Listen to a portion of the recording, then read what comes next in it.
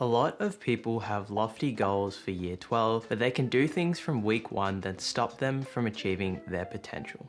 I scored an ATAR of 99.8 in 2020, and I went to a school where 6 people got a 99.95, and this is what I've learned about what high achievers are doing from week 1 to set themselves up for success. Habits are compounding, and the behaviors we show in week 1 are likely going to be the same behaviors we show in week 2, week 3, and every week after that. Rather than getting caught up in the week to week, what I've realized is that high scoring students love to get perspective. One of the first things that high scoring students do at the start of term is get an overview of their important events, assessments, and commitments. In addition, I'd write down any events that I had to go to, like school concerts, extracurricular events, or social events that I was going to.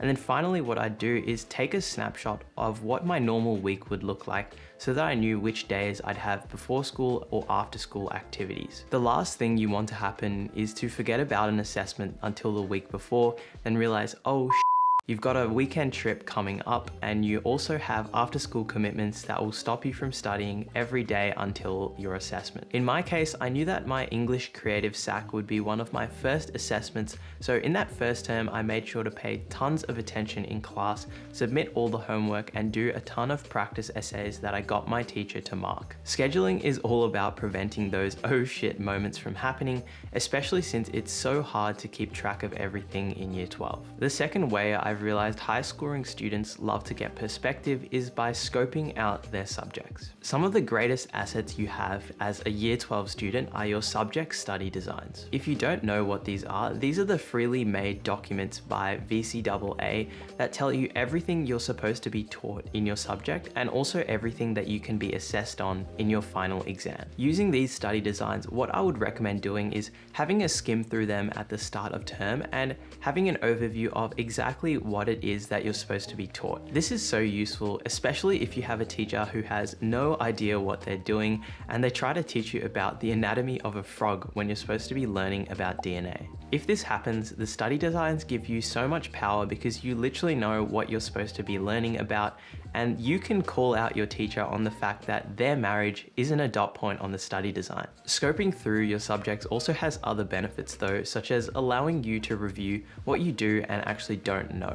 At the end of the term, if you roughly know what you're supposed to have learnt, the study designs can also help you a lot, because if there's a dot point that you're not too sure about, you can get that clarified straight away rather than panicking about it at the end of the year. Using the techniques of scheduling and scoping, high achieving students actually set themselves up to do better before they've even sat down to do any study. This leads me on to the second main area where high scoring students shine at the start of the year, and that's through their study habits. Now, it's all well and good if you can schedule out your time and scope out your subjects, but none of that matters if you can't sit down to study in the first place. With all the distractions and opportunities for instant gratification surrounding us, we live in a time where just sitting down and studying is probably the hardest it's ever been. A study published in the BMC Psychiatry Journal found that 1 in 4 children and young people display problematic smartphone use, something that mirrors behavioral addiction. Separate studies have found that the amount of time the average internet user is spending online is increasing each year at 145 minutes in 2020 compared to just 60 in 2012. In all of that noise, high-achieving students know that it will be impossible for them to get any work done if they're spending 3 to 4 hours a day scrolling on social media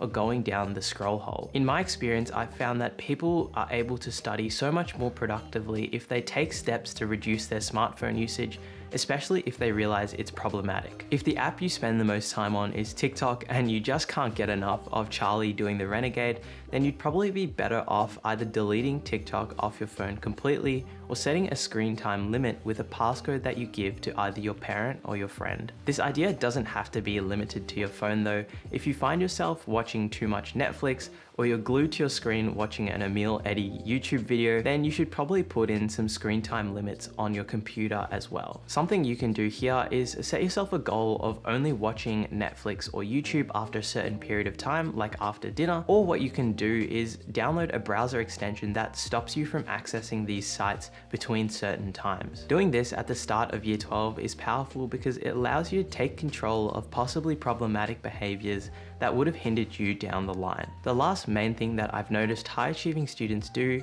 is that they set reasonable expectations and goals for themselves. Sorry to break it to you, but at the start of year 12, we all tend to have a rosy picture of what we'll be able to complete. It's really easy to think to yourself, hey, I'll come home from school every day, I'll write up some notes for my subjects, and then I'll have so much vigor and passion that I'll do all my set homework, and then I'll work ahead for tomorrow's class and get started on all my assignments. I myself fell into this exact trap of expecting too much of myself. At the start of year 12, I bought the Chemistry 3-4 Checkpoints book, and I thought to myself, every time I finish a topic in chemistry, I'll do some checkpoints questions, and then after we finish a topic or we get close to an assessment, I'll do the whole topic's worth of checkpoint questions to make sure that I understand everything. Was this a good idea? Certainly. If I had done it, would I have done better in chemistry? Probably. Was I able to do it? Absolutely not. At the start of the year, it's so easy to think of these great ways for us to be using our study time, and we can actually imagine ourselves doing it. However, in reality, most of us will never be able to achieve these expectations over an extended period of time,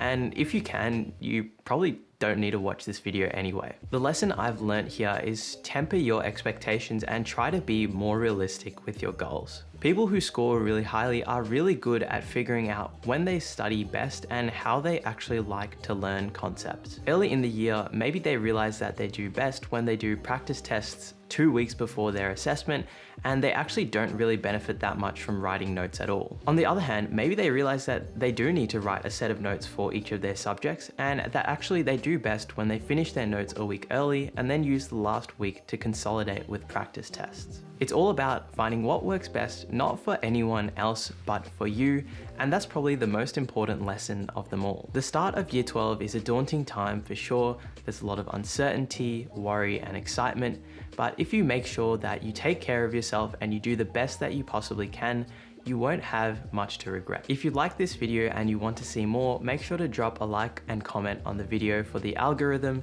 subscribe to the channel, and maybe check out this video where I talk about 5 of the surprising principles that highly effective students use.